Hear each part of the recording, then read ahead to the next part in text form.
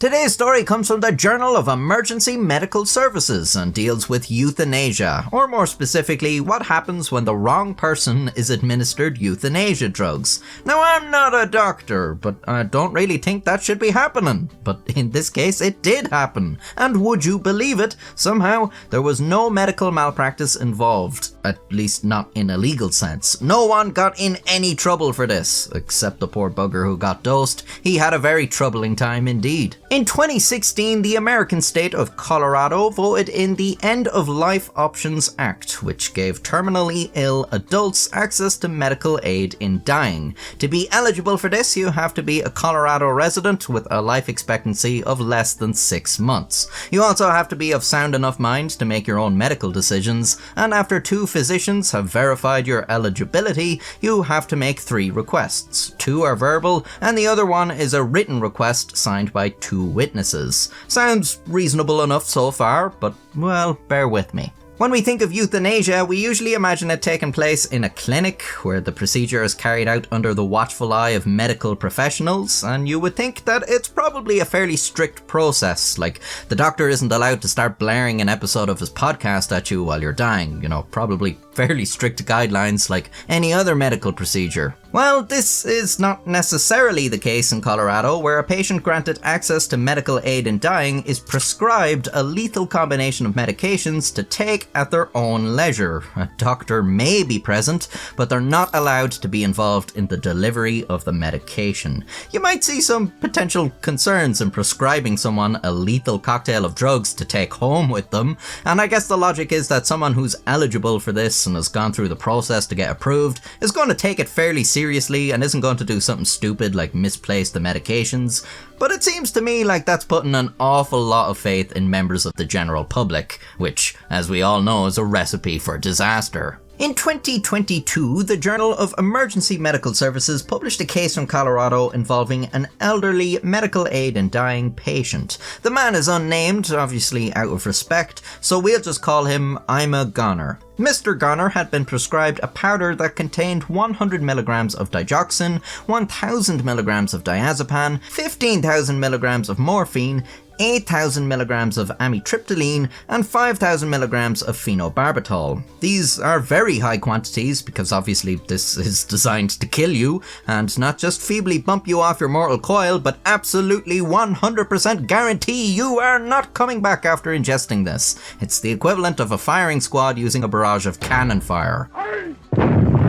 After you ingest it, you're supposed to feel a relaxed sedation come over you, then you'll fall into a coma, and then your heart will stop. Mr. Goner held an end-of-life celebration at his home, inviting family and friends to be present while he consumed the medication. One of the people present was an unnamed 35-year-old, who we'll call Dumbass for reasons that will soon become evident. Dumbass had become quite drunk during the celebration. When the celebration was coming to a close, Mr. Goner mixed his lethal powder with several ounces of water as instructed, then took a drink. "Man, that burns," he said, in the same way a man sentenced to hang might complain about the rough texture of the rope around his neck. This prompted Dumbass to say, "Let me see." And he took a sip of the drink. Jesus Christ. When the ambulance arrived a short time after, the paramedics were greeted by a confusing scene. In a back bedroom in the house, 2 fully clothed men were lying on the same bed with their feet dangling off the edge. A lady present explains one of the men is supposed to be like this, and the other isn't, so just try to save the one fella and leave the other one. As you can imagine, this is not a request paramedics are likely to acquiesce to, but after the situation is explained to them, and contact is made with the elderly man's hospice to confirm he has a valid medical order stating his wishes that no life-saving measures be performed on him, he's left there while the paramedics take Dumbass away. An intravenous catheter is inserted into his right external jugular vein, which is a big problem for me because I don't draw the characters with necks. Narcan is introduced via the IV, but there's no change in Dumbass's condition when he arrives at the emergency department. Doctors are presented with a very rare case because, as you can imagine, it's very unusual that someone who's taken euthanasia medication is resuscitated. Tubes are put down his nose and mouth, and he's pumped with drugs like activated charcoal, which is used to prevent poisons being absorbed from the gut into the bloodstream. It's decided that the best thing for Dumbass is to be placed on a ventilator, but the hospital is already at capacity, so he has to be transferred to ICU in another hospital. After 2 days, he's weaned from the ventilator and eventually regains consciousness.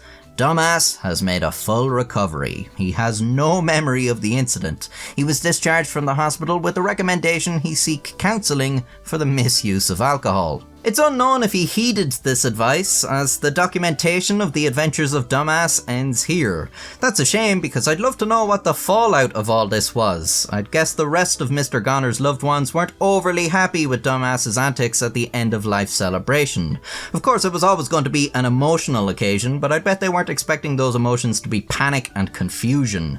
Not only did he cause a massive scene, but he didn't even remember Mr. Goner's last moments, which was the whole point of him being there. I'd say everyone else probably has a fairly hazy memory of it too, as they were all worrying about Dumbass. Did Mr. Goner even get a peaceful end, or was he distressed by Dumbass?